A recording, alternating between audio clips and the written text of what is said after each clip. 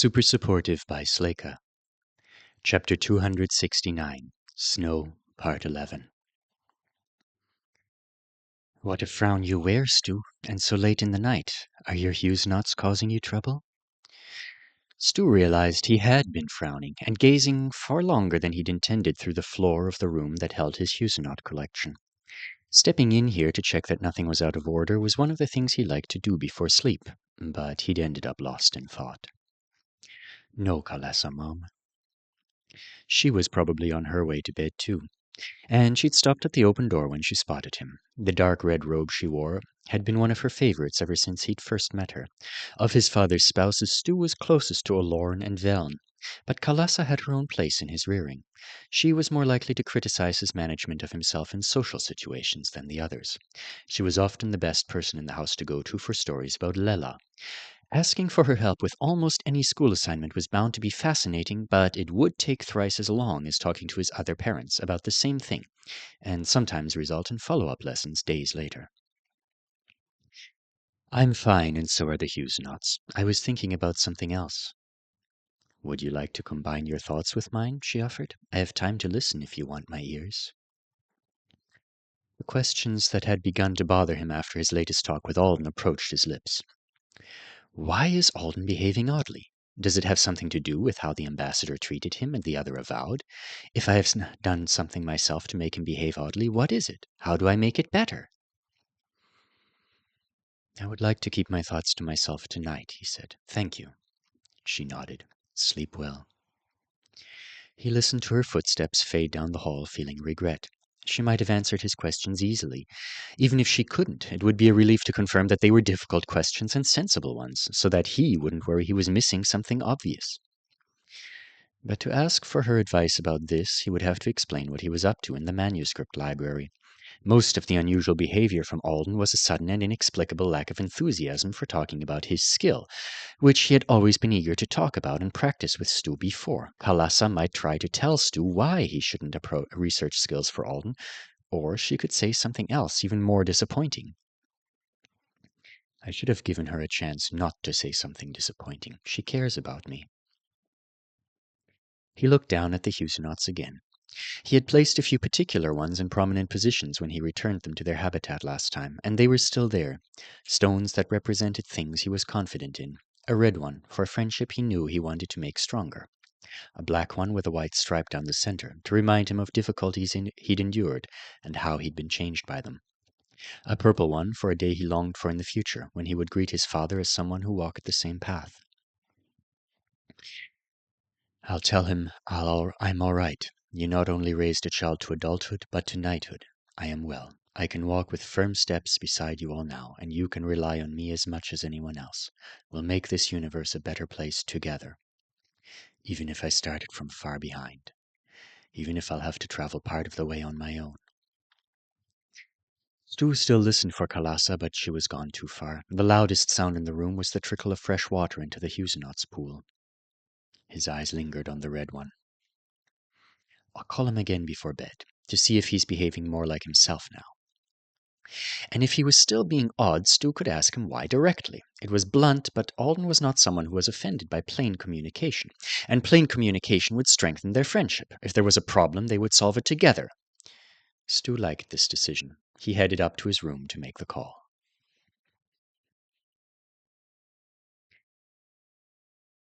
Alden had thought he'd have a day or two before another stalk with Stuart.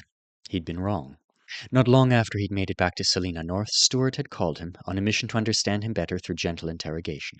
He was very empathetic and caring, very eager to help, as he stabbed Alden with 100 pointy little questions. It was over now, but Alden was still bleeding out. I realized after talking to you that you didn't answer anything I asked about your skill. Do you want to talk about it now? In his bedroom floor, he pressed his body up, trying to calm down by analyzing his push-up form instead of reliving the conversation. If not now, when? He should have expected this. Stuart had heard him say he was having a bad day and not focusing well, and he'd been temporarily distracted by Alden bringing up the stupid countdown timer. But Stuart was also in possession of a written list of questions he needed Alden to answer so that he could move forward with his research into what spells and skills would be good for Alden. A motivated steward holding a list and working hard for the sake of his friend's existential well-being wasn't an opponent who could be dodged for long. Apparently, he was an opponent who could barely be dodged for a few hours. You're still coming over when I'm home from school this weekend, aren't you? Did you finish writing down your recollections about what happened when you saved Zeredy Und? Stuart was confused. He had good reason to be confused. Before now, Alden hadn't shown many signs of wanting to avoid sharing when it came to skill-related things. They'd practiced for the Bokabuv together, played catch with balls of dirt and leaves, made a kick-ass puddle shield with an authority assist from Stuart that Alden had been undeniably thrilled about. You're being odd about this, aren't you? Is it still about feeling like you can't do anything for me in return? You're not mad at me for some reason? Alden was on his 25th slow push-up. They weren't working. Maybe he should try a handstand like Hao-Yu. Is what happened with the ambassador troubling your thoughts? I'm sorry I criticized you for bowing to him. He could put on a Lorne artist's earring and wear it all night until it mushified his brain. Maybe that would make him forget how standoffish he must have come across in response to some of Stuart's requests. Yes, you're clearly being odd. Just tell me why. I want to help. He dropped out of his push-up form and lay face down on the rug. In the end, he'd lied with the most truthful and distracting lie he could pry out of his mouth. He told Stuart that he was being odd because he was thinking about Goldbush more than usual, ever since Stuart had brought up the fact that they wouldn't be able to talk much when he was working there. Alden told him he was wondering if Mrs. Jean Demire might have been there, wondering what Riada Bess and her squad mates had done there, and worrying a lot about what Stuart himself would do there one day soon. All of that was true, but it wasn't the source of his current behavior. Lying there, breathing in rug fibers, Alden couldn't think of many excuses he could have given that would have been more decent to Stuart. At least this one had led to a talk they both cared about and not something that was a total waste of time. Stuart said he was uncertain what his squad situation and assignments would be when he first became a knight. He confessed to being apprehensive about it, but said he planned to respect the advice of his elders about his placement until he'd proven himself to them. It was nice that Alden worried, but unnecessary. I'd go there even if I was choosing the path of a votary, he pointed out, to provide support and learn better how I might help knights in the field. I knew that, I just hadn't started making detailed mental images of what you'd do there. I hope I'll be assigned to help a group of knights clear a patch. Usually, some people hunt demons, some repair the environment, and others facilitate the accomplishment of those two objectives in whatever way suits their abilities. It depends on what the specific area we're placed in requires. If you wish to make a detailed mental image, you should imagine me doing to a demon what I did to the things I sent the Keda bean through, because I'm sure I'll try to manage that while I'm there. He'd said that with a concerning amount of pep. Then, possibly in response to Alden's obvious lack of pep, he'd suggested that they plan to do something fun and extravagant together upon his first safe return from blowing holes in all the demons he could find in Baby Knight Hell.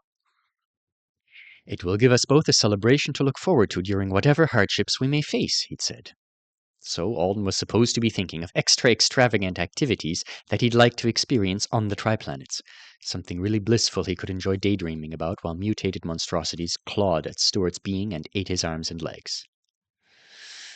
Oh, man. The other knights would coddle Stuart too much. He'd go out into the worst part of the Goldbush chaos wanting to prove himself and die.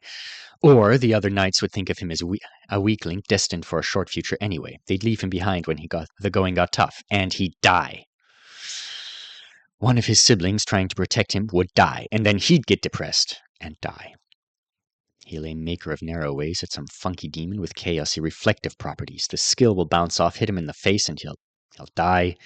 At least then I won't have to think up the least hurtful lies I can tell him anymore.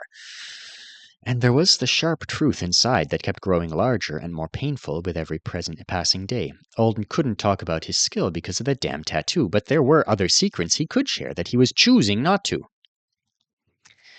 I'm done, Wummy, he said into the carpet. Kill me. End my suffering. Unfortunately, the wombat had always been a pacifist.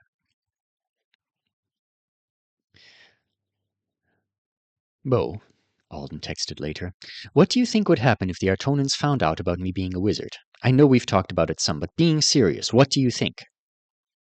Bo, why? Alden. Because I'm asking. Don't freak out. I'm not about to run off and announce myself to the Grand Senate, but I wonder about it, and you know why. Best and worst case scenarios. Take your time. Bo.